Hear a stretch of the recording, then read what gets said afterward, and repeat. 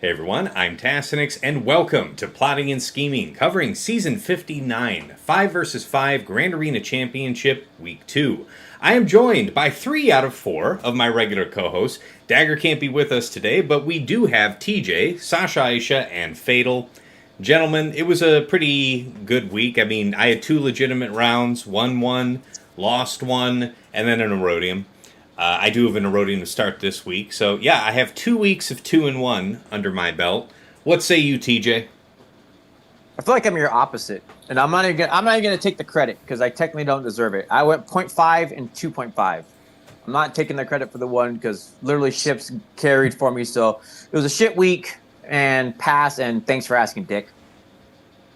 All right, fair. Yes, I'll accept that. All right, Sasha Aisha, how about you? How'd the week go? So I went 2-1, but in any real sense, 0-1. I had a fun match with Aesop, but I got stopped by his Leia. We can talk a little bit about that, and he successfully navigated a 4-shot on my Leia. So I lost that one, but it was overall a fun week. But yep, 2-1. All right. Oh, yeah. and by the way, that hat looks stupid on you. Sorry, I had to channel my inner Dagger. Yes. Thank you for doing that. Pouring, It's good. It's pouring good. a little out for my homie. It feels like home. It really team. feels like home, Yeah. guys. Thank you for that. Yeah. I needed that. All right, and of course, Fatal. How about you? How'd the week go?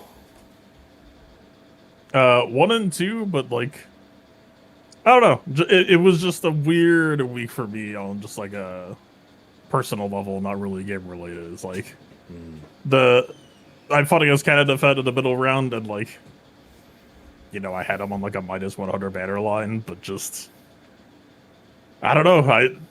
The meta is kind of like losing me a little bit, and then the match 3 kind of tilted. Not tilt is still the wrong word here, but it was just like, all right. It was kind of back to the nightmare scenario of metas past, where just like it was genuinely the I am throwing away banners for posting. You're the defense guy. You're the defense guy in a world where it's like defense feels like it's mediocre. So the defense guy can't play the true defense game. It's kind of a meh. So I wouldn't call it a till either. I would call it a meh. Just meh. Well, but then I tried some random shit, and it actually like kind of worked out enough to be like, this might actually just unironically be something to pursue in the future. So it's not like a down week for me overall. It was just like, boy, howdy, did that not need to be a 1 and 2 by most respects, but just, it wasn't anything game related. It's just like bad mental on my part, I guess. But that's okay. You know, we're all trying to achieve honor and glory in this phone game that it is. So that's fine. You know, hopefully you're set up better for this week though, to make a strong close. You'll get a preview of my match history, I think. Okay. All right. Well, we will be talking about how this last week went. All right, guys, let's go ahead and jump right in about the meta-analysis. Quick announcement. Fatal reminded me beforehand, and I guess I don't want to forget it at any point, but for all of you wondering, Balin no kit will be coming out this week. So stay tuned. Okay, now that has been covered as a PSA, first couple things I wanted to cover are Great Mothers and Luthen. That was a topic last week about what we saw. What did you guys see new this week or different? I'm assuming it was still Slacker, Crew Slacker and JMK remained the counters that you either used or saw employed against you. Also, surprise, Mirror works. Mirror works. Does Round it favor 3. you being anyone in particular being faster or slower? I don't any more of that than Obi used it on me round 3. He failed with the Slacker, and then he actually did a smart thing. He kept, because I've seen the fails, he kept it and did a mirror, and he walked out of it not bad. Everybody was full health and protection minus Morgan. So what would I call that? But you're saying he kept a previous fight, so he had cooldowns pulled at least? No, he retreated. It was full on fight. So he retreated and then kept it, and it was smart on his part. We've talked about it, but lo and behold, just use mirror. Apparently that does kidding. good too. Dang. Man, what round was that? Was that Round three. round 3? The only one I won that I called 0.5. So just first match. You'll see the fail, retreat, and then boom. Wow. Okay, yeah. All right, so he had Spirit in there. He got his stuff, and that was 2 minutes. Yeah, he handled business. Okay, I see that you had. How did you ran Zombie last week in this comp? I guess this fits in the umbrella because I saw. Just as a quick note, I saw Marin in one team that I fought was no issue, no impediment to Slacker. Did not complicate a damn thing. What I did was go off the assumption of what the AI targeting would do, and you see the struggle from the Slacker, right? And that was my thought based on what we talked about and how many things we've done. I just played around with what I'm thinking I'm going to set, and so I just did Zombie because it does a nice delay, right? There's a potential there to mess with it. I took strong third and fourth characters, be it DTP obviously does really well on that team, and I don't need it for spoiler my D team, G team. And then Initiate, because Initiate will literally delete, and it happened to me in these past 2 weeks where twice so far, Initiate has been the SOKR killer. Each time has been perfectly timed on my SOKR, and that's just been my 2 weeks of whatever. But as you see, it dropped him out, and it dropped it fast. I would say you could see it's pretty convincing to have to back out. Yeah. But that was cool, and such a smart strategy, right? That you don't know if it's back there or not. It's like, I'm just going to keep it, and we're going to see. You're going to have to assume it's back there, and he did that, and it worked well because I was holding for what I would need. So it was smart. Okay. How about the rest of you guys? Anything new seen regarding the Great Mothers? Nothing radically new, but I did Aesop set it with Asajj in there, along with Initiate and Death Trooper Peridia. I used a JMK without Plo. So, I certainly went pretty heavy, relatively heavy, and going through it, and it's a solid one shot. What I said on defense got a hold, but he was able to kill Great Mothers. It's just, it was a first order squad that I suspect his SLK got caught up with depleted or reduced hit points. And what I had set was Initiate with Night Trooper and Death Trooper. I did mess around with the speed of Death Trooper Peridia just a little bit, trying to nudge up the use of the grenade.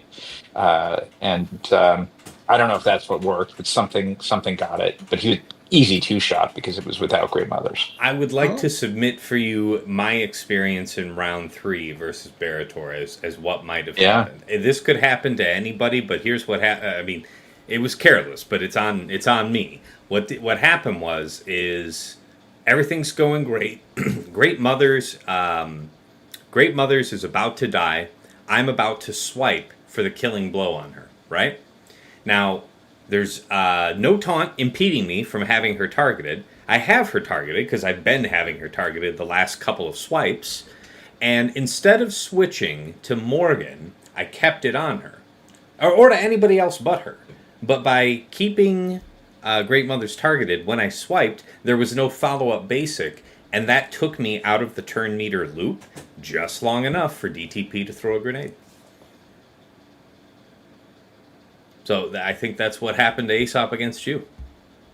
I wouldn't be surprised. That it certainly sounds like it. I'll tell you where I'm at with it. I'm going to add one character that I'll be okay with it being a 2-shot.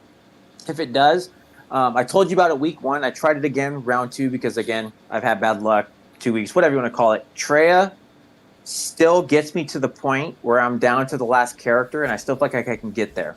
Round 2, and I'm not playing nobodies. We're talking about full-on characters. Was it Gene Parmesan? I think it was, but basically Fear, right? Okay. Wasn't that one? Round 1 was it? Where I screwed up, and that was Bebe, right? So we're again full players. But if you look at my Treya fight, yeah. I had it ready to go. But if you're okay pulling it, not having to use SLKR or JMK, if you're okay with the bust on that, to me, using Treya to do it, and I still feel just fine in the fight. Can I ask you, is looking how close you got it to being done, Do you think Talon might be a help here? Like, why Pro- Talon over Set? I'm curious.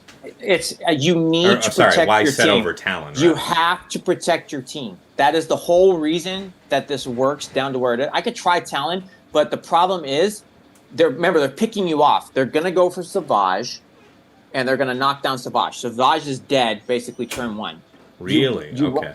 That's how fast Savage is dead because of the amount of damage that's being pushed out. So I said, I'm not fighting nobodies. We're fighting the actual players at the top.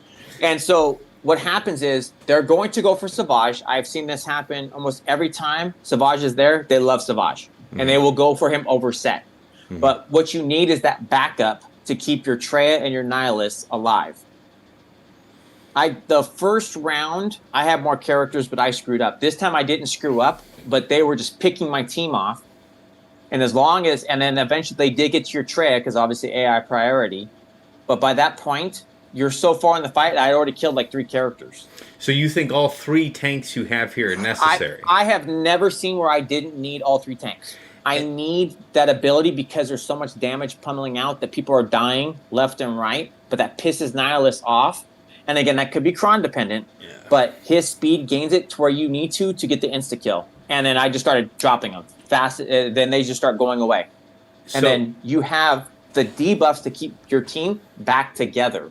Do you have everybody in crit avoidance arrows to make the biggest use of the crit avoidance from Treya? The reason I ask is I wonder if you had considered testing with Savage lead and if that ever worked for you. Because you would figure the other way to go would be higher defense instead of crit avoidance? I don't know what it's going to do for the people who have no protection or anything else to protect you fast enough.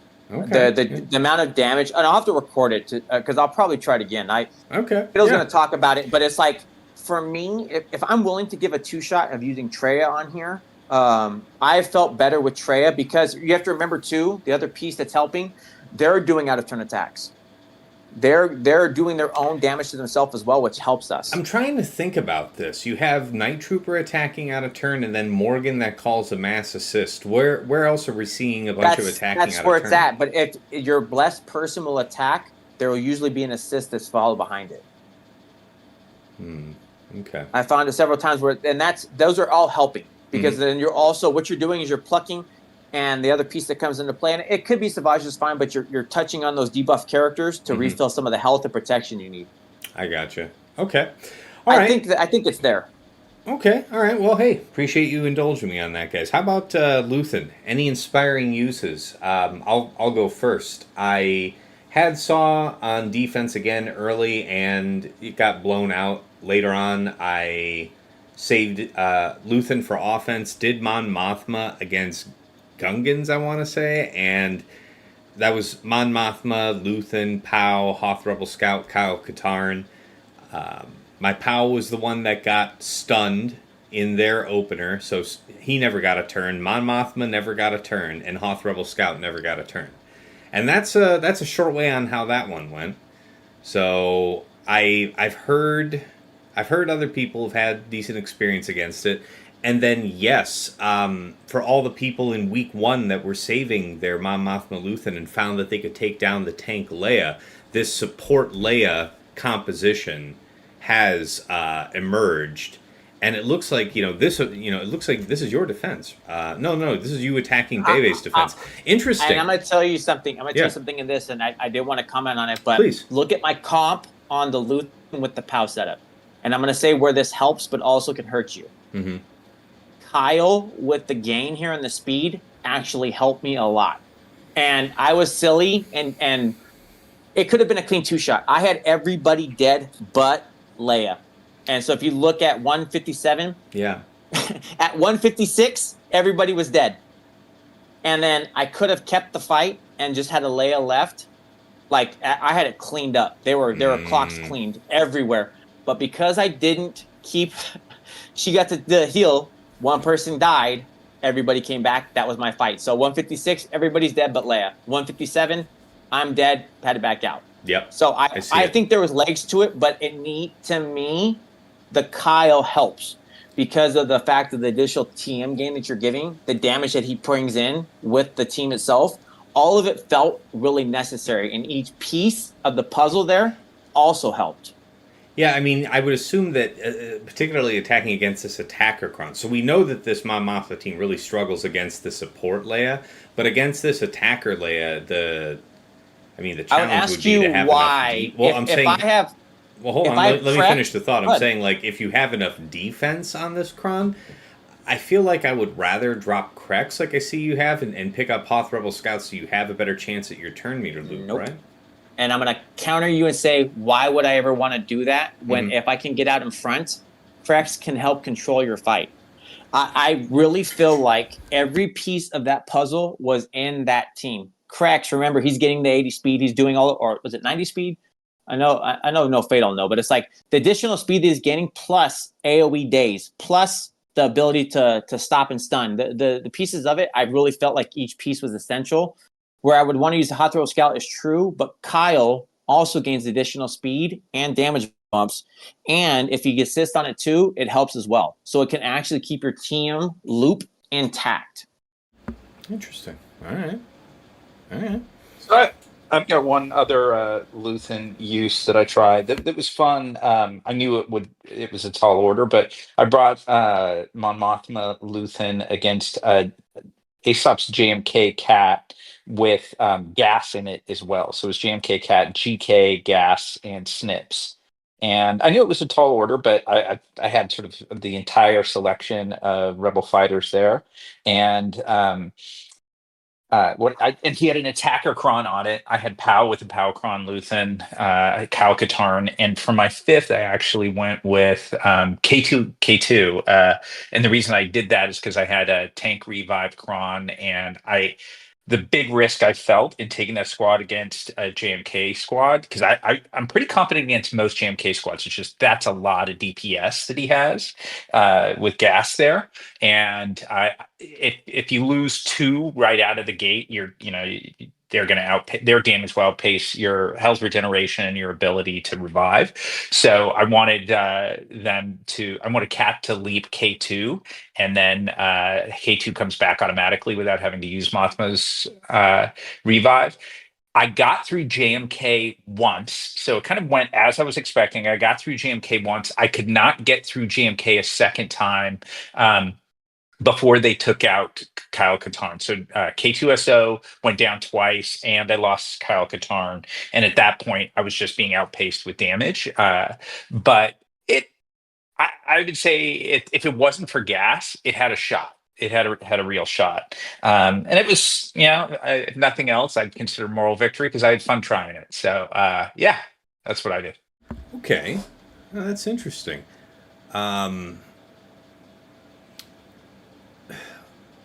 The summon guy would not have been able to eat the leap for you.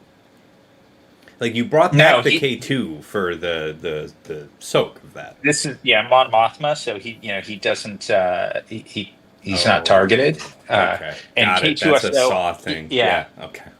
Yeah, it left me a little light. Like that Kron actually has some nice armor pen on it, but it did leave me a little light on my DPS, and my inability to get through GK twice is what ultimately cost me. I knew I had to get through it twice, and then take out one of the other attackers, but I just couldn't get there. Okay. Naturally, I wanted to make sure that we covered the Leia support team. We already talked about it. I mean, it's evolved as a response, I think, to this Mon Mothma counter that's emerged, at least against the tank Kron. But any interesting matchups that you wanted to discuss about that Leia fight? I just had the one, and against it, I took JML, just premium Jedi. Jedi Cal, JKR, JKL, and who? Maybe I took Plo? I think I took Plo. I did take Plo. In fact, I took a Jedi Crom, and I took the right 3 I wanted and the right 6 I wanted, and my eye passed over the fact that it wasn't actually the Plo level 9. So I still 65'd it without a Plo level 9. With a Plo level 9, it's very, much quicker 65. So I have a cautionary tale on that. If you scroll up just a little, you'll see 4 consecutive lost battles, and you'll notice a theme in the opposing squad. So yeah, to our Leia support theme, tried QA with a very high defense cron with the intent trying to survive. The issue was that by the time I had Pao go with an AOE and sufficient buffs to really make a difference there, he didn't finish anybody off, and he died to a rapid ult from Leia, and then I didn't have the DPS to take any of the sides out. The next one, to your point, JMK Plo, very doable, but the cautionary tale here is use direct focus from Revan on Leia. I had Leia in the red. Mm-hmm. R2 was next up. Suddenly she disappears. She regens really quickly off of an ult, and self-inflicted disaster there. The SLK, again, like the data actually wasn't great on that SLK. I know a lot of people have said, "Oh, it's pretty easy," but it had like a 30 to 40% win rate in .gg. And I think my issue, I probably brought the wrong comp. I probably approached it incorrectly. But the big issue was my SLK lost the race to ult. His entire squad melted around him, and then Leia got to an ult before he could even get an early ult, and SLK was killed. And at this point, I'm like, screw it, I'm just going to mess around. What's a good way to at least get through Leia? So I went with a Maul LV squad. Because of old Ben's inclusion, starting with 5 stacks, Maul was able to just sort of rage through. But I think I probably got a little lucky that there was a stun out of the gate on ISC, but not on Gar. And so I was able to get assists from Gar. So Prime would be proud of that. It was Maul and Gar basically took out Leia. But yeah, bumps taken, lessons learned. And then, if you go to the other side and you look at Aesop's attacks, if you scroll down, you'll see he had 3 straight drops against mine as well. So it was, Leia's support was impactful in my match. I'd say that. Oh, I like the Krex and Cassian that you have in your team. This is also a support cron. Also the CLS. So he's your only attacker on this team, and why him over Drogon? Why? I've seen people run this, and that specifically. I guess, did you talk to Aesop and see, was the CLS actually just knocking people out? Because when I fought this once, the CLS really didn't do anything. Like, I kept him stunned the whole time. Yeah, so we just chatted briefly, but not specifically on this battle. So no, I can't say in particular on this. I kind of had 2 reasons, neither totally compelling. Like, one was if I hadn't needed K2 as the reviving tank on Mon Mothma, I liked the idea of Drogon as like a heavy hitting 5th for Mon Mothma. But it really was, I was okay with having CLS there, the debuffs that he provides, the fact that he has call to action of his own as well, so it made some sense. I don't know enough to be able to say like, hey, it was a huge difference maker. But Cassian's debuffs are definitely appealing. Okay. Yeah. That seems intuitive. Like, that's a great matchup for this team. Okay, yeah, wow, that was really effective. And I'm glad we talked about this. A couple different comps. All right. Let's see. Guys, plans for set 18 here in week 3. I myself have a level 6 and a level 3. So, not really for me. I don't know if any of you guys actually broke down some of your set 16. What do you guys got cooking? Say probably Sasha, the guy when it comes to DCs, because I literally have 0, man. Punishing 1 came out, and it was a choice in resources, and Punishing 1 won. 1-1? Yeah, 1-1. Punishing 1 won the choice of resource management of where we were going. Fantastic. All right. If it's secret sauce for you guys, I don't want to reveal your plans. It's not really secret. I have 2 of them. I do expect I'm going to be at the cutting edge, really, for learning about this, because my first matchup this week, I think for the sixth time in 7 weeks, is Aesop, and Aesop has 8 of these at level 9 that I'm looking at, and with great envy. So I expect to be, well, probably to be treated the same way guinea pigs are in labs all over the world. So I'll learn more about it. But for my own, the 2 that I have are useful. They're the 2 that I was looking for. I have a Grand Inquisitor and I have a Star Yes. Killer. My impression of Star Killer is really, really powerful. Grand Inquisitor, I think, is going to be damn good too.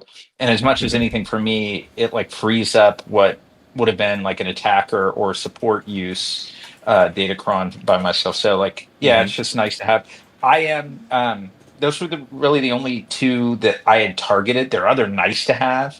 But boy, on the light side, like I'd say other than like Sortie, there was nothing I was interested in chasing.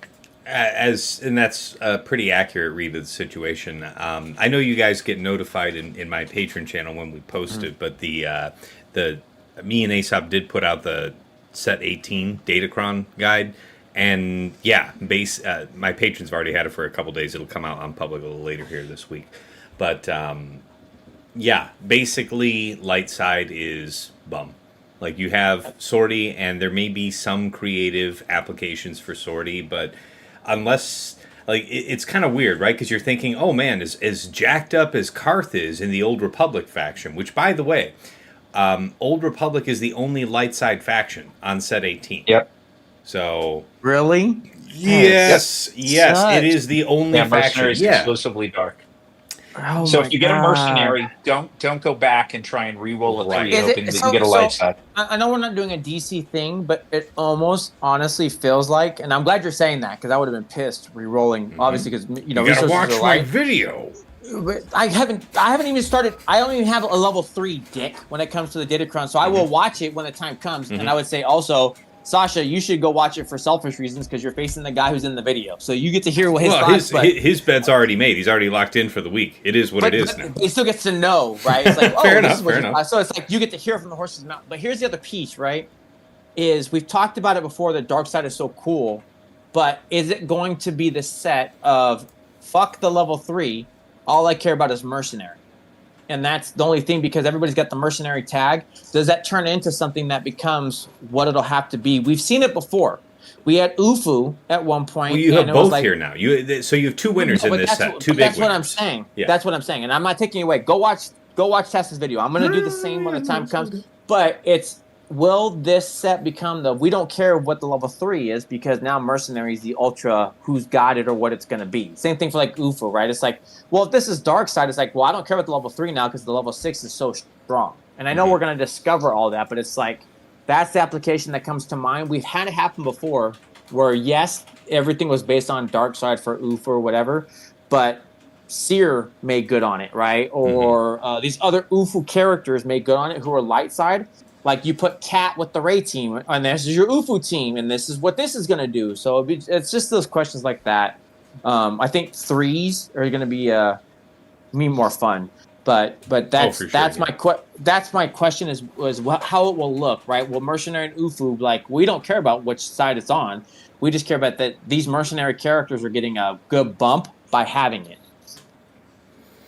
Yeah, I mean, they're definitely Mercenary and Nufa are the big winners, and as far as the level 3, I mean, it's going to be dark. So, that's It's going to be dark, but that's not entirely bad news because it's not the same level 3s on light and dark, and the dark has a couple that I think are really pretty appealing, and the light really doesn't. So, yeah, I don't mind it too much. Yeah, just want to make sure you know what you're doing, and if you're going to try and re-roll and optimize. Okay, well, that brings us through the meta-analysis. Let's talk about our favorite attack and defense of the week. For me, both of those happen to be, I think, in this round versus Barator. I learned several really good lessons here. Let's see. The first one being this Mon Mothma Luthen. Yeah, I just got hard shut down. And I talked with Tom Ford about this. He watched the stream and saw that it was unlucky that my POW got stunned in the first place. but I was wrong in my assumption that you still need to go after the shield generator. He was telling me that if I had been able to get going, I could have just been going after the Gungans directly. Apparently, POW and massive damage somehow negates that or gets around it. It sounds possibly bugged. I don't know. I don't know how you're supposed to read what massive damage does, but it seems weird. Either way, I learned that. And I failed here using Radis versus Queen. Folks were saying that POW was not necessary. So if I tried this again, I might try it with POW and I don't know. See, that's the thing. Chirrut was pretty nice to shake debuffs at a certain point, but Baze was really great to cleanse them off too. So dropping Chirrut for POW, I might do a little better, but here's the rub. We got easily very quickly, we got to Hope. So it was no issue. No real danger of us losing anybody until we got to Hope. Got to it, had the Rogue One buff, but we also did not have at the same time offense up. And I, sat there on stream and hemmed and hawed about it for a few seconds and, ultimately decided to pull the trigger on Hope. And it killed only Padawan Obi-Wan. And it only killed Padawan Obi-Wan because he had 10 exposes on him. All right. So if I had to do it again, I would think I'd need to wait for both, having the Rogue One buff and offense up. I'm going to tell you, I watched your fight. And I was screaming, use hope, just go with the thing, right? And then I did. I'm going to tell you. And then it went. But it wasn't wrong. But I'm going to tell you the differentiator that I think clutched it. It's GMY. It's all of the pieces we've talked about before in our many conversations. If you go to my round one, I watched Xera's fight. And I had the same thing, Shock and Bad Batch Echo. And you would think this is the thing, right? If you go to round one, I had the same setup and did this. And having all of these pieces and the disruption that GMY brings in the fight is, to me, the big differentiator if you're going to try the using AdRad there. That felt different. So round one, no, not in week 2, week 1. So you go to, because I tried this against Mike. We were doing this. So week 1, round 1, against Mike, I went and did it. He put in the Bad Batch Echo, and he did the Shock. Yeah. And I'm telling you, everybody was basically gone. I dig it. Except for, so that's what I'm saying. So if you look at the way the life is for everybody else died except for Shock. Shock stayed alive. And if you watch Xera's fight, week 1, round 1, when he did it, the only person who lived was Bad Batch Echo.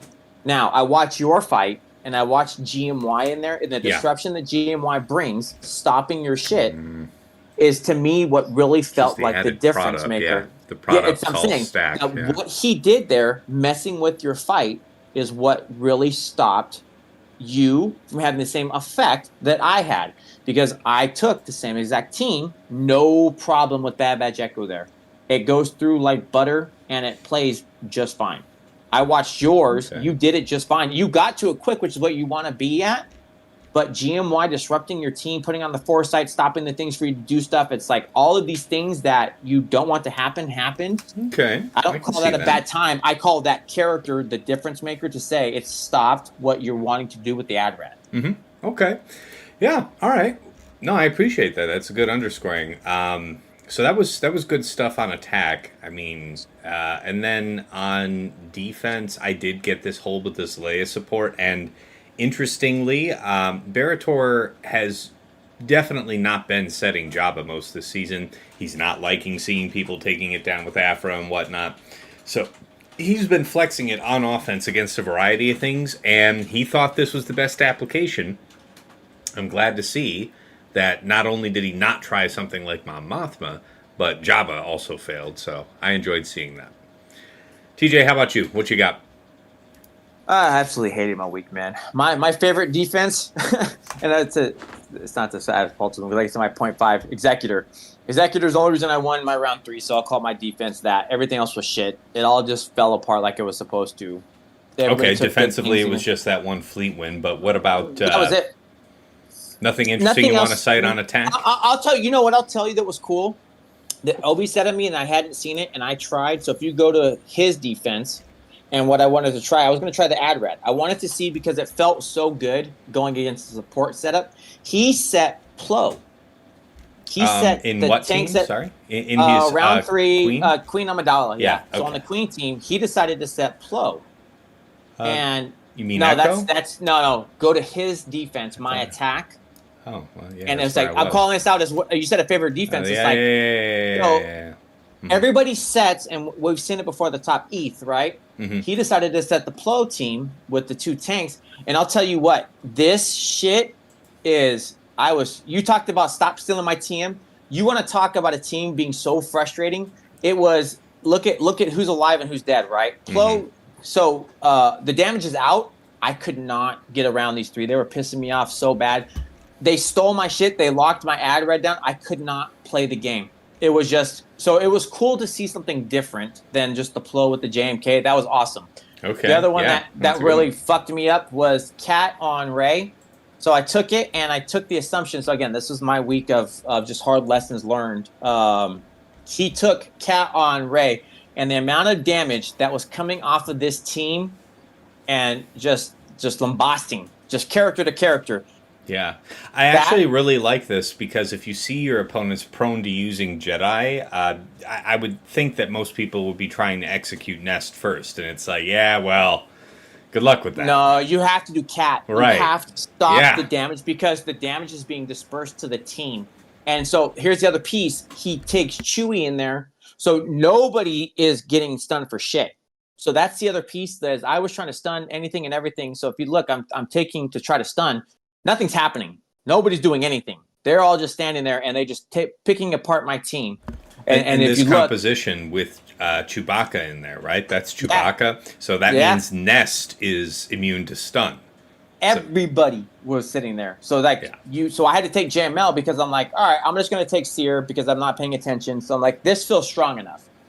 No, it does not. And no, it is not. And if you can afford to take your JMK or take your Cat and put it with Ray, man, this team right here, because everybody's using Seer, you look at the team I took. I didn't take I nothing. actually really like that because I think in week 1, at least one of my opponents did JMK no Cat as just a clean 57 to whatever Gungans you set. He put it in the back, but this was a cool idea if he put Plo somewhere, and he did, and I'm not worried about that, but it was like, this was a greater use, in my opinion, having the Cat on the Ray. We already know how strong it is.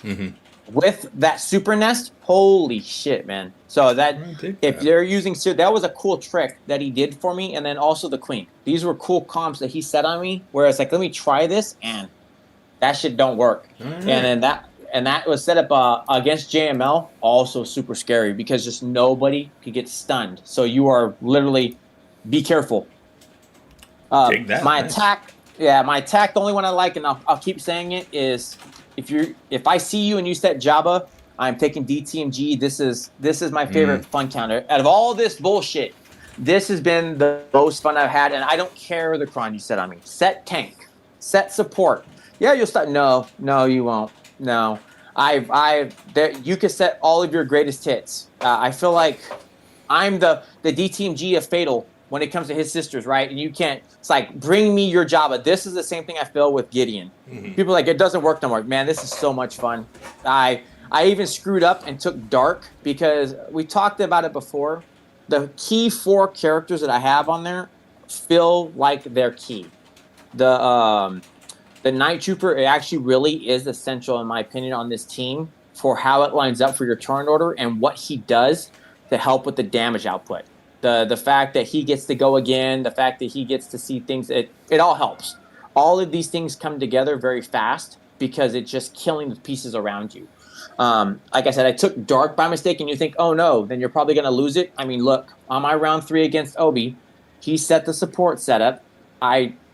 With Dark, I'm still full bannering it. It just, those 4 are great. I will say Dark was fun. I like Death as the 5th because it removes the buffs, so you have more room to maneuver through the team, and also if you want to slow them down. But Dark on that was super strong. So that's my favorite, man. It's super fun, and I love it. And please, by all means, set Java, because even if I only attack one time, that's what I'm going for. All right, I gotcha. Sasha, how about you? Favorite attack and defense of the week? Honest answer would be both would involve that layer support cron, but Yeah. just in the interest of just adding something different to the discussion, actually, like pulling on the DTMG thread, like I faced an LV DTMG with the Moff Gideon, Kron, Thrawn, and Maul, and I just wanted to push Bo-Katan against it, and I knew that would be kind of one of the stronger LV Oh, comps. wow. Yeah, so that was a fun battle. It did help. You'll notice I've had a healer cron. I Yeah, I was specifically just did about to that. ask you about that, please.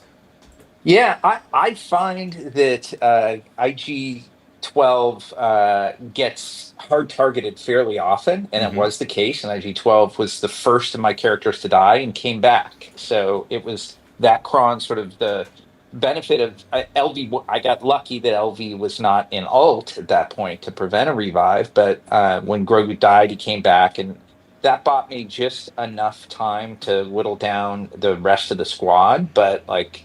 Yeah, that was very strong defense. It's no joke. Obviously, it costs you Galactic Legend with the Lifter Maul, plus your DTMG squad with the Hmm. with the MG Cron. So it's got a lot going for it, but it still narrowly pulled out with BKM. So that was a lot of fun. That's But incredible. yeah, so just a very fun battle. And then I think we've touched on mine that were more interesting defenses. My Gungans had good success against him. I think they held three times, but nothing that was other. Or I guess they held. Yeah, Finn Yeah, three Zori times. wiped out. Radis without POW wiped out, but he did have K2 with the K2 Kron. And then, Yeah, okay, I don't know. I assume this one was just for the memes. I yeah, don't know. yeah, I don't know. yeah. It's the kind of options you go to when you're facing the same opponent for the Now sixth look time in at this 7 weeks. bastard, So though. Look at this bastard. He got to pull off what I got dusted on. Ah, why? Why did you get to do this? What is it? Okay, you honestly, I have gotta more admit it. It's defense. it's Hmm. I have more defense, and it's felt pretty comfortable when I've done it. I don't know. I'm guessing your Rebel fighters are well reliced. They are, I yeah. did. Okay. Maybe it is the Nobody's under defense. 8. Nobody's under 8. Okay. Yeah. Yeah. So, It's worked. I don't know. I guess I say I feel like it's worked pretty well for me, but it works well for me until it doesn't, and it seems to have worked for Well, I'll Aesop. tell you So what. yeah. Give me just a second here. You don't. Nobody has to take this on faith. Maybe you guys will see something that I missed. Let me pull up the fight. Take me but a second.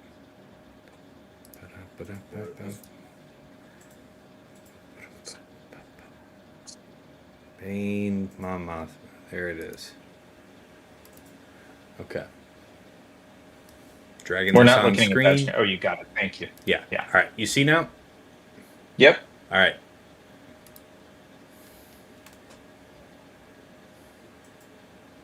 So I'm thinking about how I need to get rid of frustration. Hmm. So I end up using his third, yeah.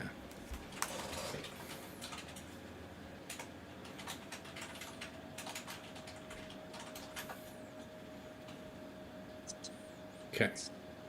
So I feel like You this cleanse guy- again here. Yep, that's what I feel like is the right move. Now Yep. again, I have the Alright. generator targeted, thinking that's the right thing. Is that the wrong thing? That is what I've done. So Okay, okay. I know Tom said you don't need to do that, but I target the generator. So you just I saw have, you saw all this that happened, right? You saw where the choices portion of did. the show ended.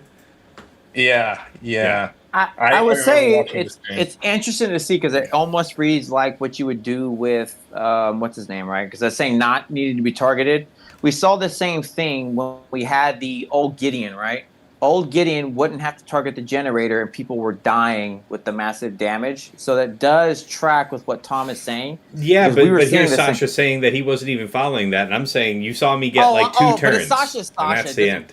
and his crons are superhuman. So it's like, are we really talking Yeah. 1-to-1 here? Even relic And levels, it- bro. Yeah.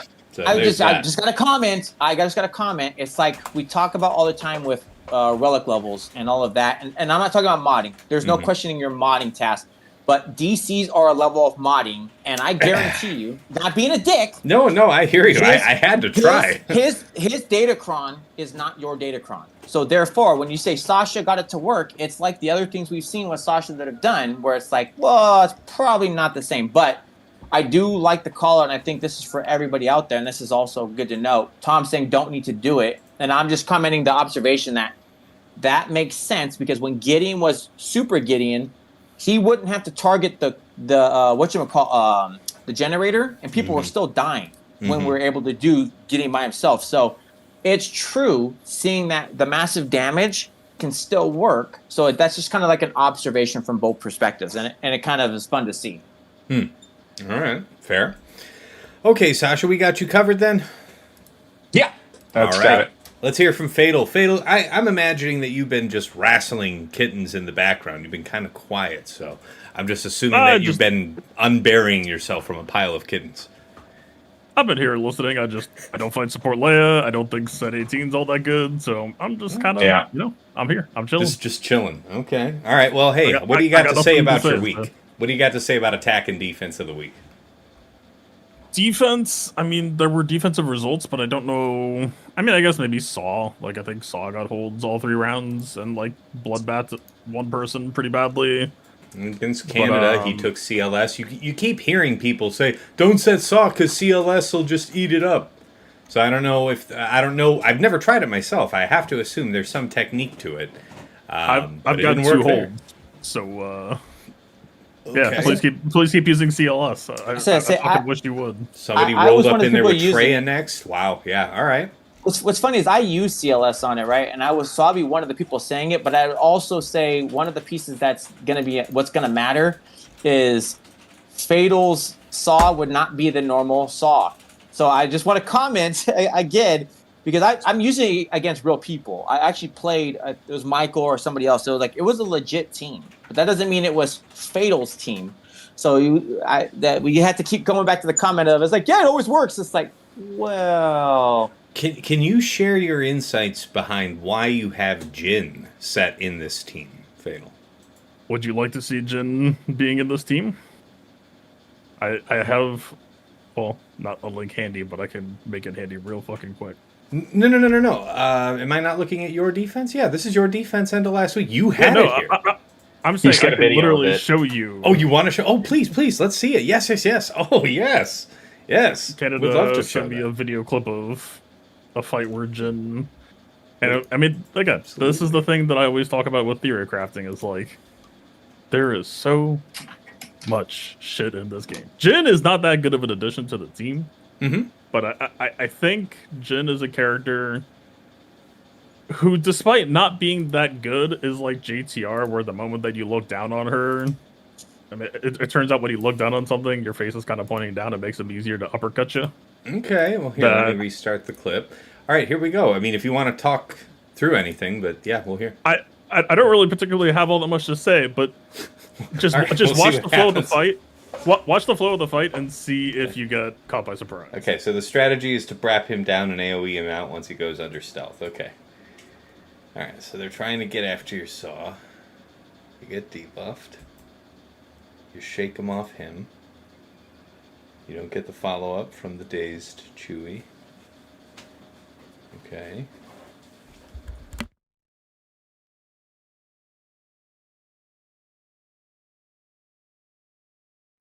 Okay.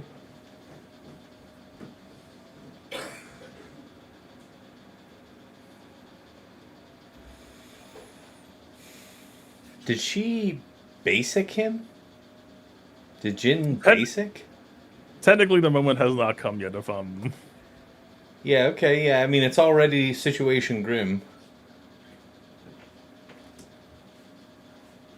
Okay, alright, that's kind of cool. That is super hard hitting.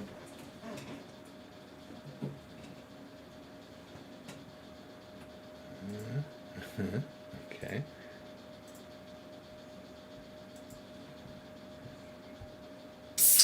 Oh my God, all this happened before Saw got to do any of that. That's just that's so bad. As I say, All right, you got the Saw, okay, but then yeah, of course. So you succeed in your objective. Of course, you kill the leader.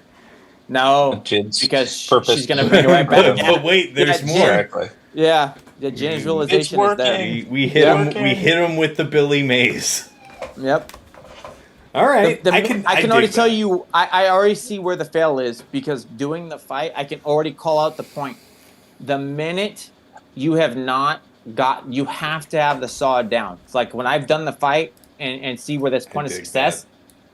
Her stopping the bullshit and then bringing it back, I'm like, you're watching in horror because one of the big pieces is you have the fight controlled. So even if you put corrects on there and things like that, there's no control mechanism. You haven't done the job. That's the whole so reason funny. for the CLS with attacker and why people say it will work. And I'm watching and I'm looking at Jin and she's just a ticking time bomb, right? Not for the big AoE. I know that's fatal modding and that's great and that's cool. But it's the fact that you watch Saw is not done to stop, and now he's hiding, and it's like, oh shit, that hasn't happened even with attacker. That's why people say I'll just use CLS is because it's not that, and the fact that the first thing she's gonna do is try to stop you, stun you, pull the TM, and then or was it AOE, and then she's gonna hit you, right? So that turn order setup was awesome. So that's perfect. Full fairness here, that was not Jin modding, that was just CG printing a datacron that says you have infinite crit damage and she happens to have the attacker tag.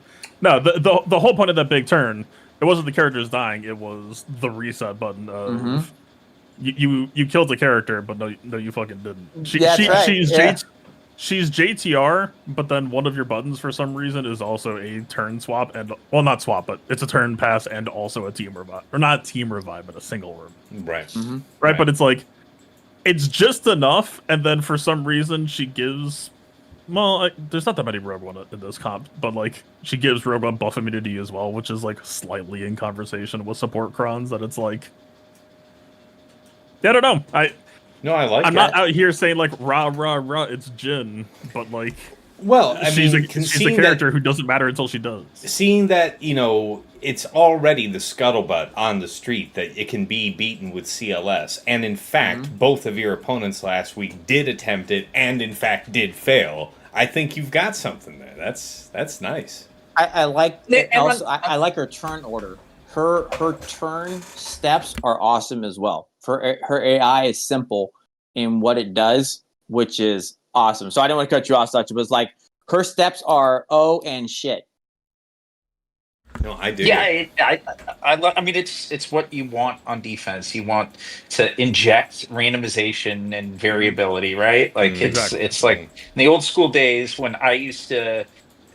Before it was completely pointless, I'd set Night Sisters on defense a lot in the early days because, sure, there were quite a few counters that were like 80%, but I would absolutely be happy to have my last defense have a 20% of getting a hold, just because of something. Or your damn Phoenix that don't die to Tuskens because they have high tenacity, you bastard. That happens too. But that's what I'm saying. I love the puzzle, and I know Fatal's talked so many times about creating the puzzle because it's just like I said, watching that and seeing that opening, and it definitely did not go any of the way that you needed to go in the opening. And it's like that first 10 seconds of a fight, and it didn't go. It's like, oh shit, oh Fatal, you smart bastard. That's a good one. That's it. He's created the puzzle because you can't stop the fight. I think that was awesome. No, I like that a lot. That, yeah, it's the same. Yeah, any of the kill the leader so you can clean it up strategies. I like it. It's a really nice protection. No also, attacks you want. Sorry, go ahead. No, also apparently I helped Atreya against Canada after the CLS fight, which kind of surprised me. Yeah. Yeah, I thought I'd mentioned that actually. I was surprised that it also held to that right after, which you would think. I'm not surprised that it ultimately would lose, but I am surprised that it lost with having only gotten Saw down. That does surprise me. So this is. I think you said that Saw was the only person he could annihilate or something. So So he was probably death marked with full health and shit, not ready to die at all, except for being exposed by death mark. Yeah, and then offense side of things, I guess I would just say, like, I don't know, look at round 3, and then just scroll down until things start to look weird. Actually, I will actually say, so set 3 was not a fun day, because it was, despite my Saga getting a fuck ton of holds, it was still, like, a high efficiency day for the opponent, and so... You've got to be fucking kidding me. What is this? What in the fuck is this? I lose when I do this with a full team with the Sabine Kron, and you're gonna fucking 3-man it with a tank. Explain yourself. What is this? You want to know something that's really cool? Pause. They go. Are you able to just look at pause Vizsla's kid right now? Yeah, I can pull a pause, no problem. Just look at his first special, and sure thing. Look at it with fresh eyes, so to speak, because I was like, wait, why does my team have full banners again? Okay, deal physical damage to all enemies and inflict breach and crit damage down for 2 turns. Gain 5 stacks of heat, max 10, or overheat, max of 20. Until the end of the battle, can't be copied, dispelled, or prevented. Gain 1 stack of resilient defense until the end of the encounter, max 10. Mandalorian allies recover protection equal to 10% of Paz's max protection. So you load him up with 4, I'm assuming? Well, you would do protection primaries then, right? Yeah.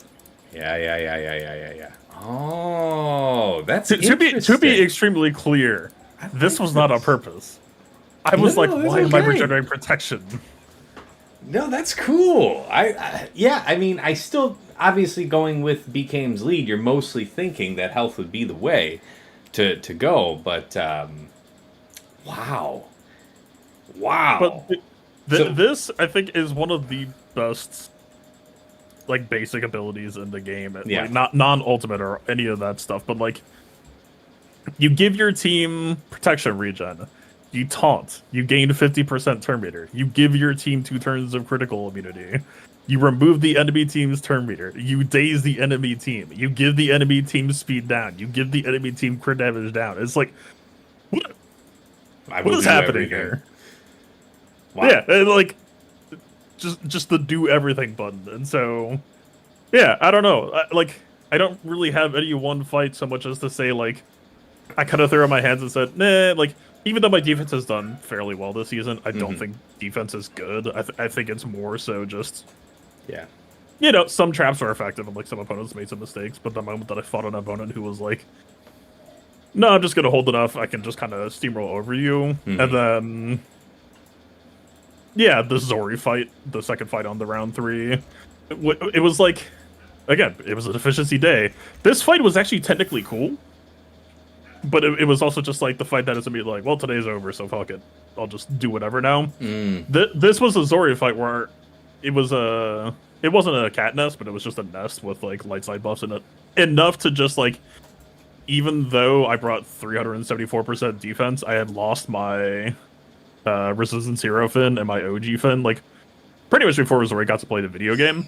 Wow, yeah. And so I was well, that's kind of a done deal. GK was dead already from the Starkiller attempt beforehand, but I just started pushing buttons and basically somehow reverse swept the team because support Kron plus 2 attackers.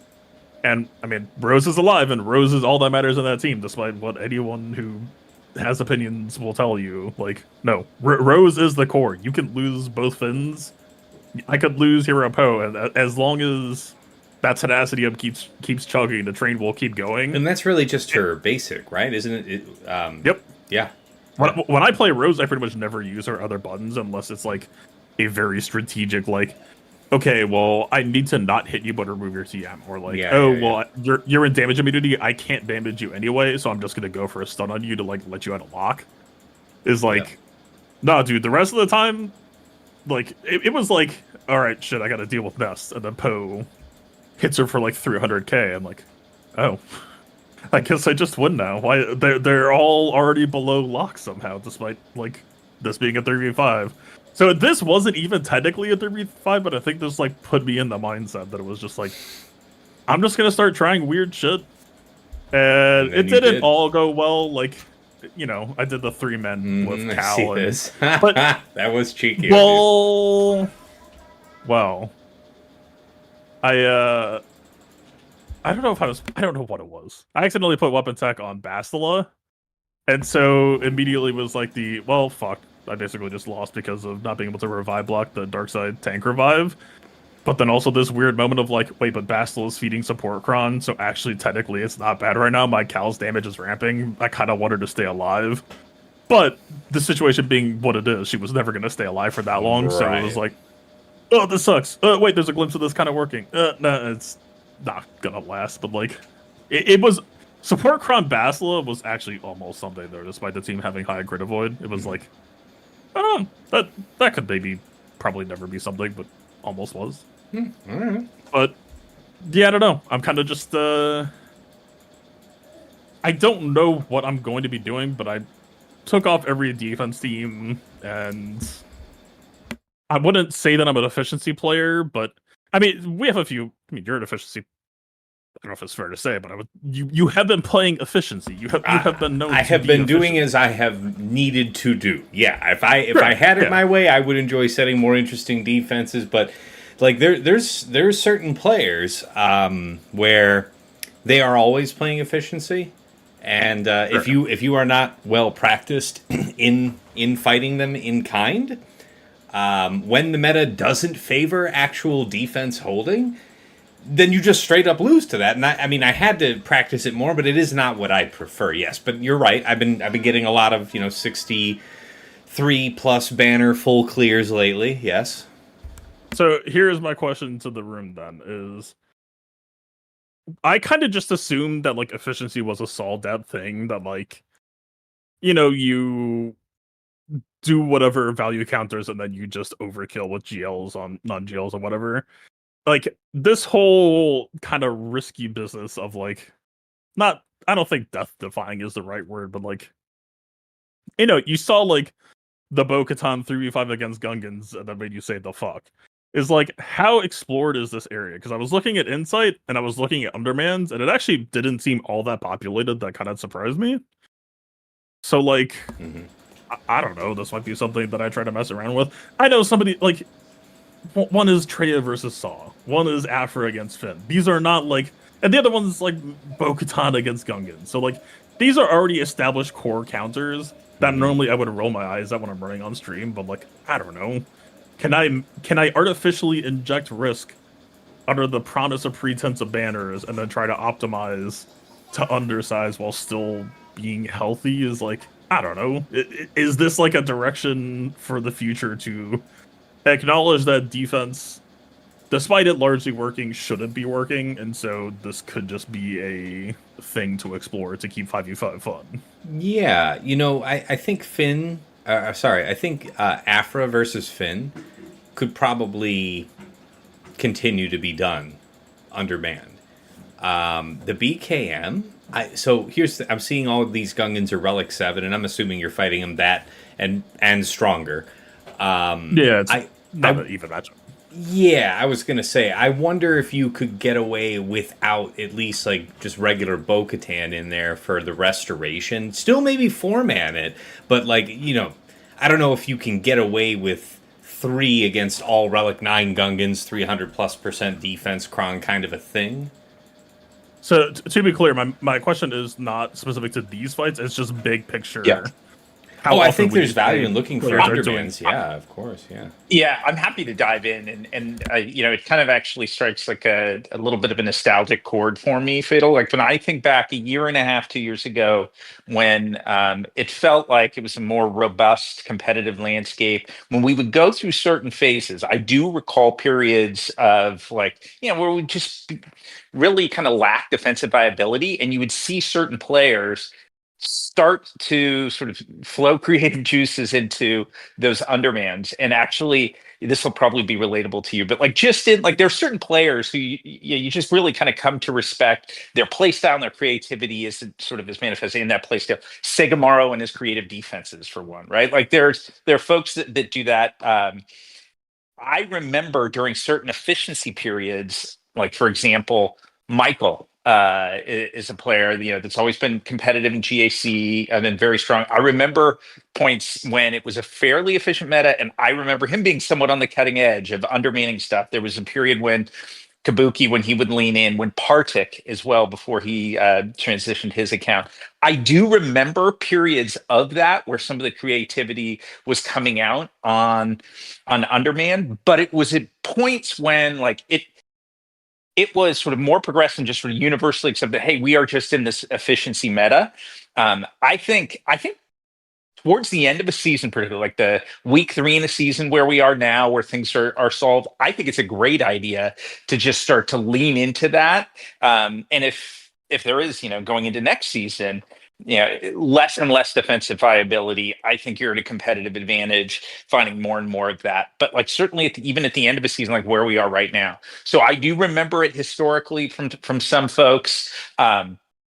I will say, like, those were like the competitive matches. One of the reasons I remember it like so clearly is those were competitive matches where I felt at a huge disadvantage just because those types of creative things that they were doing, I hadn't tried to go underman and really optimize purely for banners. I was looking to try and get holds on defense. But once you concede, maybe I'm not going to get a hold, but I can scrape together across 11 battles, a dozen banners that the opponent won't get. That's pretty darn meaningful. I remember those being a real challenge. And one of the things that I kind of like to sort of flip it back over is like, if people are going to go efficiency and they're not accustomed to running into a strategy like yours where you're undermanning in an unusual spot, that punishes it, because they'll run their course. They're going to want to be on their like safe ground, and they still can't keep pace. So it's interesting.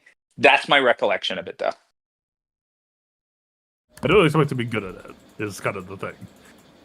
Or at least I expect it will be a process of getting good at it, because I literally don't do efficiency to begin with. Yeah. But, like, I don't know. If the goal is to make offense fights interesting, this seems like how do you take a fight that's, like, basically unlosable and make it losable is, like, going to be an interesting question for the future. It's losable, but also... Yeah, I don't... The only pleasure there is to take is the perfect execution of the plan, right? Getting 65 after 65, or above that, if your underman plan works the way you want it to, that is huge for the reason Sasha just said. I mean, even just stripping a handful of banners across the whole defense is absolutely, determinative. Like, getting 12 would be wild, because I have lost by 5 or less on more than a handful of occasions for those matchups. Yeah, I mean, I think you could find a way to do it your own way. You'll have to set maybe lighter defense, but you could make it up with this offensive undermanning. That is a counter to your own style of play that still fits within your wheelhouse, though. I think that can work for you. And you'll need to adapt to it regardless, because these people are rife up there. I know we've all fought Zid at different points too. Zid and players like him that have excellent rosters, top-notch mods, and also tend to set fairly light boards that nevertheless offer the potential to strip banners off of you. And then he just perfects exactly. it. That's the reframing of the challenge. Like you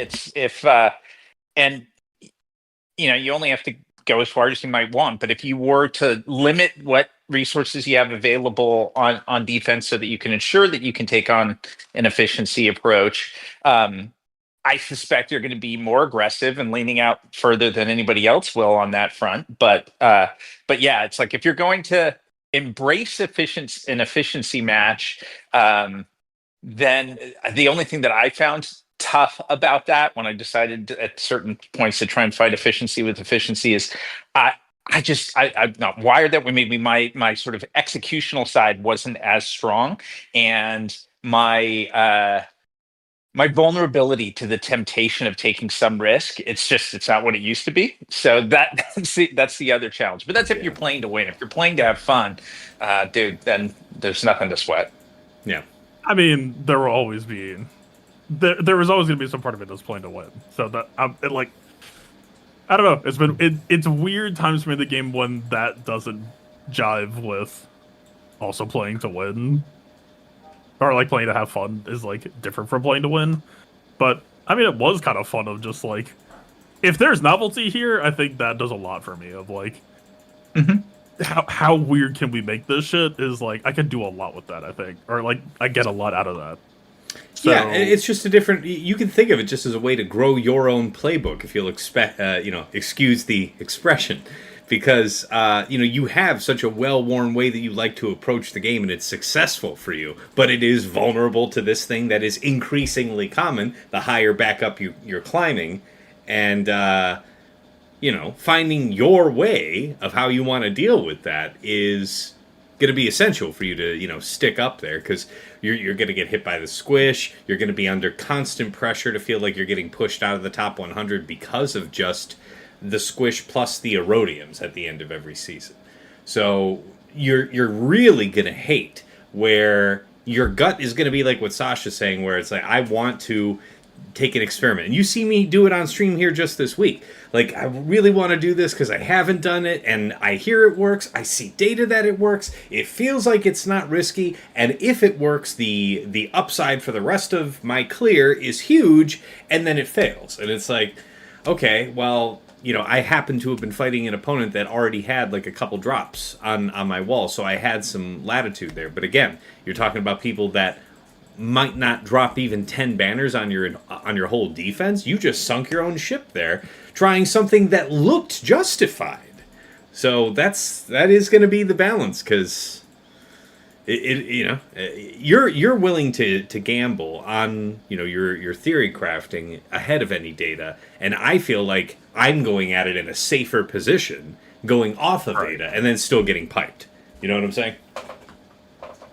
So yeah, no, makes perfect sense. Yeah. It'll be interesting times at the very least, and that's enough for me for now. Oh, fair enough. All right, guys, we have made it here to the last segment. It's time for takeaways and final thoughts. So going into week 3 here, TJ, what are you looking forward to try? What lessons are you looking to apply here? And what's your last word for the people after that? Man, find joy. I like Fatal. Fatal did some cool stuff. I also hate Fatal because he made a comment, and I was talking about it before. Fatal is like, he's finding his joy, and I think that's awesome. For me this week. I go off of like, yes, completely made mistakes of where it was at, but I was also just not feeling it. And Fatal talked about it before, where he was like, I just don't know where I'm at. I don't know what I'm playing. And it's like, that's how I kind of feel right now. So damn Fatal for being right. I guess it's going to be, word of the day is going to be punishing one. I think everybody loves ships. And I wouldn't talk about it here. Yeah, but, we can do that here. We can do that right here. I meant that we were going to talk about it, so we can spend a couple minutes on that punishing one. Any plans that you guys feel comfortable with sharing about applications for it, or is it all very hush-hush for you? We are on the is it or is it not on defense, because even at 3 stars, it's a dangerous ship, right? So is it or is it not on defense? I'm assuming that when I'm saying this, I'm talking about defense. I agree with you. That's the idea. It's like the same thing we talked about with Obi, right? She didn't set sisters on me, and a 3-star punishing one takes out cleanly Leviathan. Yeah. Cleanly. Right? Like, we just had one in our ship arena in mine. A 6-star executor. 6-star executor of a 6.6 million. And that dude blasted up the top 50 to the top thing. And what I would consider to be the toughest shard in all of ships is mine, who split. And this dude with 220 battles blasted up with a 5-star punishing one and a 6-star executor. I mean, when have you seen a 6-star executor? But this man just blew through everybody. So it's like a 3-star. We all know a 3-star is so strong, it's taking out Leviathan like it's nobody's business. So what the question can become is one, is it most likely on defense? I'm sure for most people it is, but also you have the opportunity of, well, I can set all through meta, and then if you set Leviathan on me, I'll just take punishing one. and then we'll just go from there. So it's like yeah, but you can't set all 3 meta if you're keeping punishing one. Well, I mean, sorry, but if you're like, you could set your Leviathan, you could set a heavier defense now. Sure, one that doesn't involve Executor, but that's the thing. I think perhaps Executor feels like it might be the most challenging defense now. Now, as far as composition goes, the to be or not to be is about Houndstooth. Houndstooth up front, or are you going triple attacker? You know, with what is it? Razor Crest, Punishing, and I guess Xanadu. It's definitely Xanadu. Yeah. It is not IG in that. You don't. There's not even a choice in that. It's definitely the setup of Houndstooth or triple attacker with Punishing one in place of that. Yeah. So the thing is, then, I've heard that having Houndstooth up front impedes Leviathan. I think that's what I remember hearing.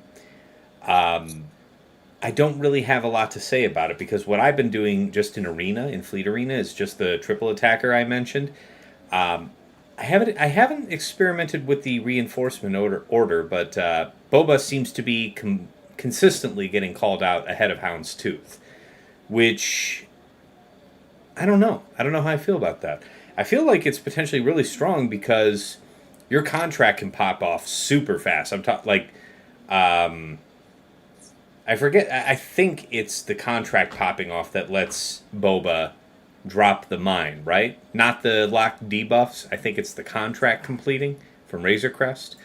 Either way, the condition that allows him to come in and just drop the mine gets fulfilled super quickly. So if he isn't able to do it when he immediately comes in, I've seen a lot that by the time he gets his second turn, it's just mine. So, any thoughts from you guys that you're comfortable with sharing? Again, we might all have some secret sauce we're working on. I'm not trying to drag that out of you. It's not secret sauce for me. It's more, okay. Look, I will never complain about having an inactive fleet shard. It is pretty cool to just not really have to worry about that part of the game. But I mean, I'm in a situation where I have ideas and things I would like to try in the ship's meta, and there are some 3-star, 4-star, but I don't know. Like, I know people are saying that it does some stuff, but I'm not sure that it really seems to pose the biggest threat, I would imagine, or whatever, because the thing that scares me the most is Punishing one getting out in front, I think. I will, knowing that I can't really test it, I will kind of hold my feet to the fire from the last podcast with regards to, I was talking a pretty big game regarding resistance, and obviously I haven't been able to test it for clear reasons, but since that podcast, we got the update on Wednesday that made the flow of the fight pretty clear. So I will amend my prediction, but still defend myself a bit here. So I think with triple attacker, the CG did what they needed to do of no, it will call Razor Crest every time. No, it will aim consistently for the weakest ship every time. So what I kind of foresee happening here is I think there's going to be, as you kind of mentioned, this sort of seesaw between is it Houndstooth opener or not. And I think Resistance, if it has inroads, it will be against the Houndstooth opener because that will give them a bit of breathing room. The triple attacker opener is just fucking savage. If the fleet that you're running just lets them, mark into mass assist with breaches, just fucking good night. Xanadu out on the fields. Yeah. So I have not given up on that in the slightest, but the moment that I heard how hard programmed the opener was, it's oh yeah, it's not triple attacker. Not even. I really strongly doubt it. I mean, maybe there's plug and play flex. You never know. But so you're saying you don't expect to see a lot of triple attacker on defense then, like this? The new triple attacker, I mean, of course. And with regards to whatever is going to be done with it, again, I'm kind of flying blind. I'm the only person getting the ship in my shard, so it's yeah. The people in my shard probably have a better idea than I do. What to use against it, yeah. All right, fair enough. I don't know. We'll see. Any insights from you, Sasha? Any thoughts about Punishing one? Really, none. I haven't used it. I'm always just kind of uninspired by Fleet, so I'll be a laggard. I'll Mm, learn about how it's best used, but I'm not trying to push the envelope here. okay, I got you. And I'm not hiding anything. I can promise you that. Okay, all right. I respect that. Okay, TJ, we hijacked your last thought. So yeah, you kicked us off here about punishing one, but what was the rest of that for the people?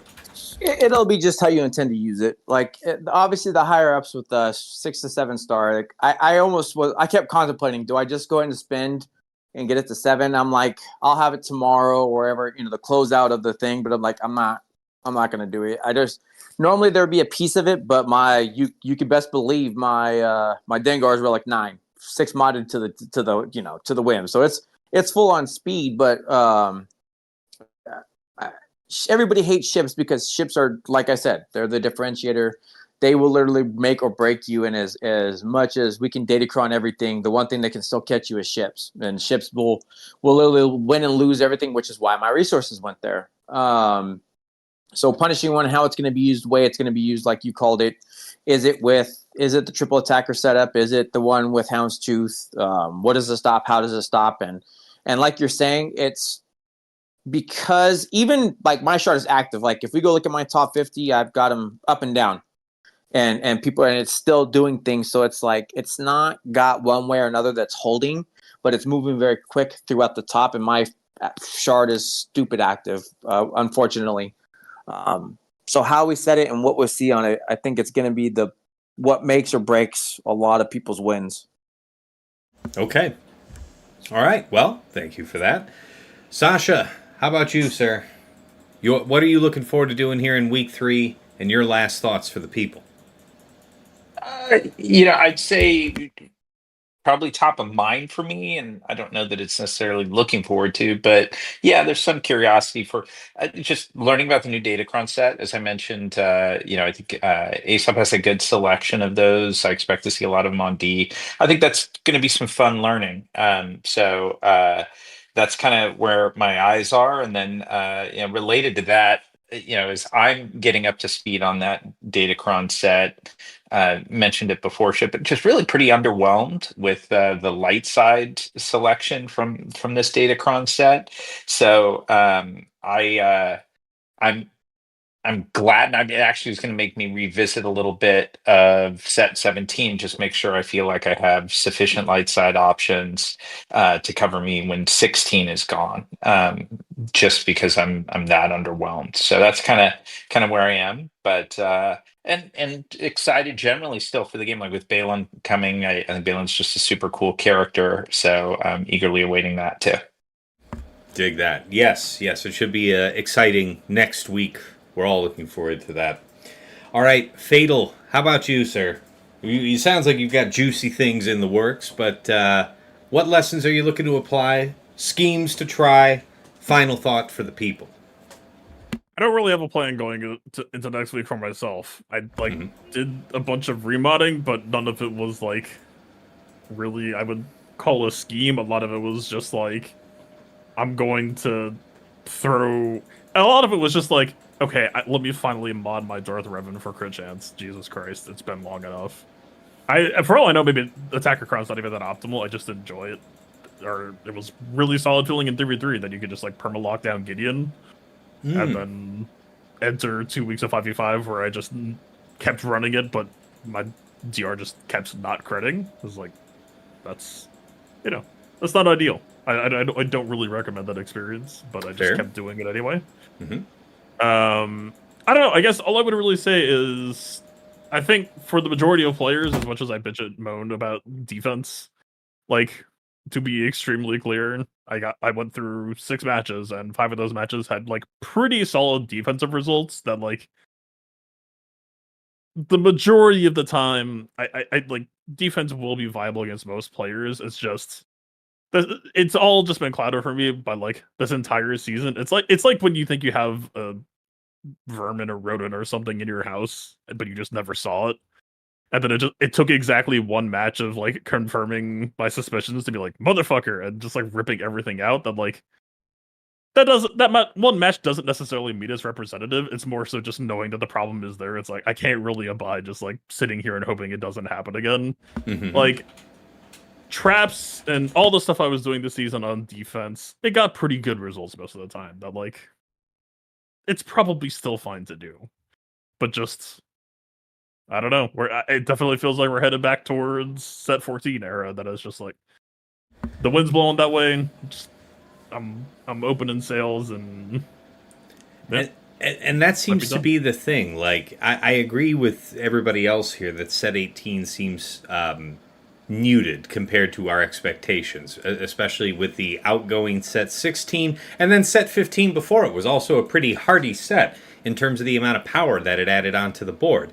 So when we don't have, so you know, some players might complain that it's like a wild spike in power, having these more significant Datacron sets like 16 was for real. But when it's gone, yeah, when the peaks and valleys are leveled out and brought closer toward the middle, it becomes more efficient. And I think you're right because there aren't enough beneficiaries from set 18 for there to be too many challenges. But that said, I would say that, you know, if we would say the last couple of seasons would be the good times, maybe with 15 and 16, I don't know, 16 and 17, maybe. But the defense, like your defense being successful, is usually a question of one or two holds. It's still not, you know, drops everywhere kind of a old times, right?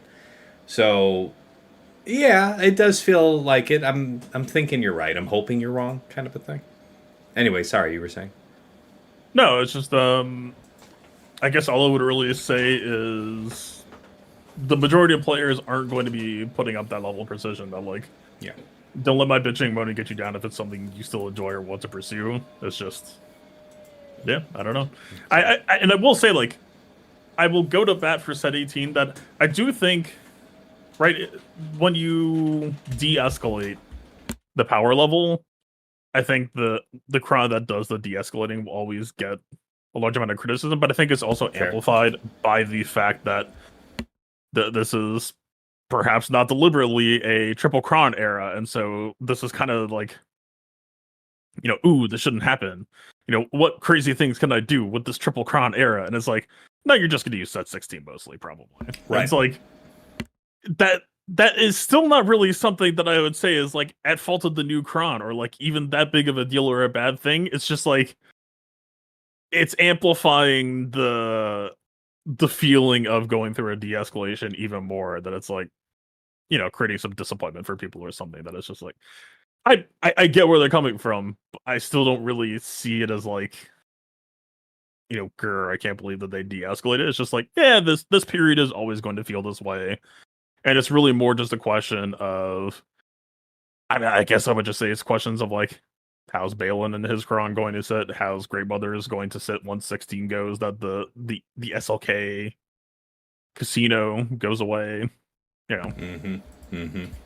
We'll see how that stuff looks. Okay, so you're skeptical, but the door is not closed on looking for defensive opportunity for you. So fair. All right. Well, hey, before I go ahead and close up the show here, as the only other content creator on the stream, Fatal, where can the good people find you?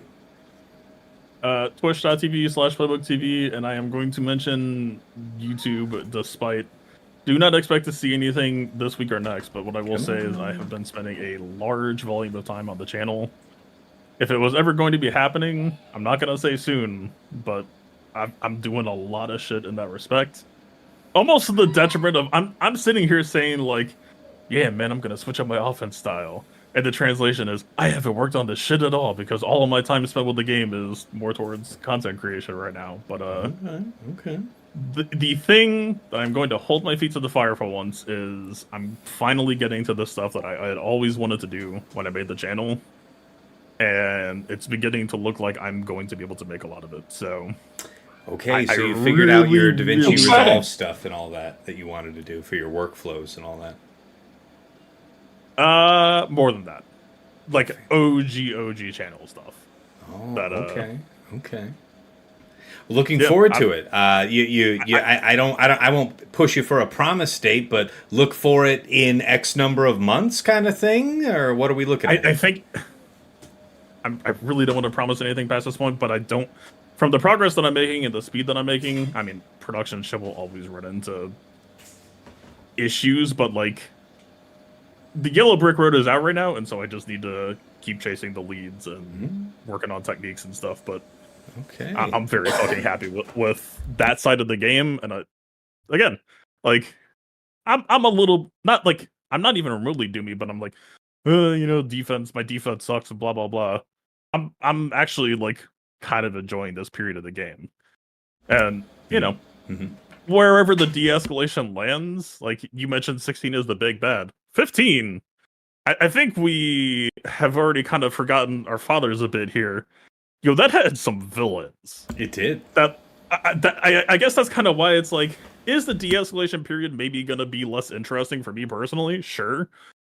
But man, this game could maybe use a de-escalation period because, good lord, things escalated in a real way that it's like, I don't know. I'm excited for Balin. I'm excited for the stuff I'm working on, and I think the streams will be fun. So twitch.tv/playbooktv, youtube.com/theplaybook, sometime soon DM. We'll take it. All right. Thank you for that. And for my part, my lessons learned, I tried a couple things that maybe I don't quite have the defense on the crons to do kind of these punch-ups, so I might stick to some of the more successful attacks out of week 1. I have done a couple remods that'll only affect 1 or 2 teams that I'm hoping will make a difference on defense. It's all based on lessons from my attacks in week 2, but it's going to be, I think my Great Mothers is mostly going to ride top wall for week 3. You know what you're doing against it, and you can do that up there and figure out something else to get through my bottom front wall. So I think that's probably a large part of my general week 3 strategy. What else? Oh yeah. Remember to take the Plocron when you use Plo. That's a lesson I'm taking.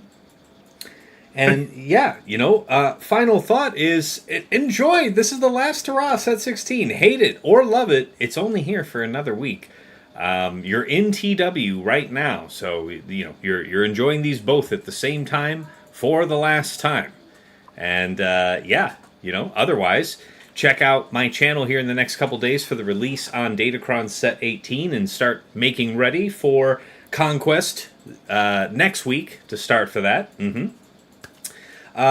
In short, though, if you want to see me on streaming live, you can catch me on twitch.tv/Tassinix. Of course, if you're watching this show, I usually upload it here to YouTube, and then it gets shared out to Spotify, Google Podcasts, and I also include the RSS feed link in every episode, so if you like listening to it on Apple Podcasts or anywhere else, you can follow the show with that link. But Plotting and Scheming is hosted on my YouTube channel, Tassinix Gaming. I've got some other Swiggle-related content there I think you'll be interested in. The aforementioned Datacron set videos for the outgoing set 16, but also videos are up for 17, and then, in another day or so, 18. We've also got the mod guide videos that I started at your request, covering factions and characters that you wanted to have some idea about how to set up. So we've got those going. Appreciate all of your interest on those. And of course, I also do upload my VODs from my previous streams with chapters added for easy browsing. So that's all there on YouTube. And of course, if you've enjoyed the show here, make sure you hit like and you hit subscribe so you don't miss a beat. And if you want to support the channel, I did create a Cash App at you guys' request. That is $Tassinix. Otherwise, I do have a Patreon where you can join my community and get a little something back, help you with your scouting and whatnot. Let me put up the correct slide first. All right, check out patreon.com/Tassinix for any upwardly mobile Grand Arena player. I firmly believe there's something there of interest to you. $5 a month gets you into the TAS house at VIP access, where you get early access to the Plotting and Scheming podcast. My patrons are usually getting it Tuesday night within hours of us recording. The show otherwise comes out publicly on Fridays. You also get a few days early access here to my Datacron set videos, dedicated text and voice channel here on Discord, where you can usually find me lurking if you want to pop in, say hi, pick my brain, what have you. But thank you so much to Andrew, Arj, Brock Thudsteel, Deadpool Cow 28, JJ's Productions Twitch, Jobin4527, Johnny B. Ottawa, Miasmal, Ray's Malbus, Renee Bebe, Sam Vimes, Squed, Stark Strategy Gamer, Sweens, White Wolf, and Zoltre. Moving up to $10 a month at VIP Access Plus, that is your patron bundle with access to me and to OmegaBot Patreon. If you watch my streams at the start, I always pull one of these reports on my opponent. No other tool gives you such a powerful at-a-glance view of your opponent's offensive and defensive tendencies. The Patreon feature allows you to pull greater than just the last 2 weeks of history, and you get a downloadable HTML report with, clickable links that take you right to swugga.gg so you can inspect and drill down onto certain teams and what their counters are. Helps save a lot of time on your scouting if you're deep into the game like I am. Thank you so much to Stryker and Sotnikam for taking that offer. And at VIP Access Premium, that's $15 a month for the Double Bot bundle. So Patreon access to me, OmegaBot, and to Hot Utils, the number 1 tool for your mass mod management and your loadout creation. So with a couple clicks, you can, switch between TB, TW, Raid, Grand Arena, save a ton of time on your remodding. Use it to sort your mods, aid in your Grand Arena preparations, help your guild with TW.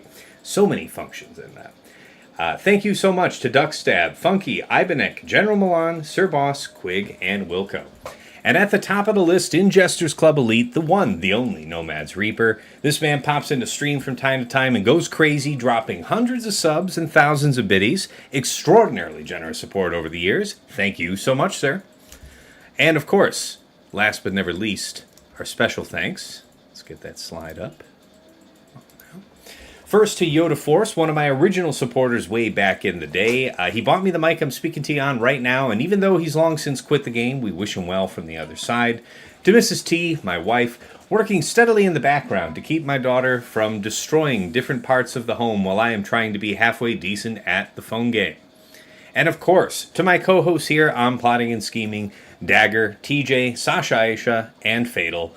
Gentlemen, it is a pleasure and a privilege to record our show every week. I learn a lot from you guys. I know our viewers learn a ton as well. The feedback's very warm, very appreciative. Folks are really loving what we're giving out here to the community, so really appreciate you guys for being a critical part of the recipe to that success. All right, let's critical and integral, I should say. All right, and then we come back on over to the main scene. We've wrapped up week 2. Let's get this done. It's the final hurrah for set 16. And until next week's episode, it's been real. It's been awesome. It's been real awesome. Take care.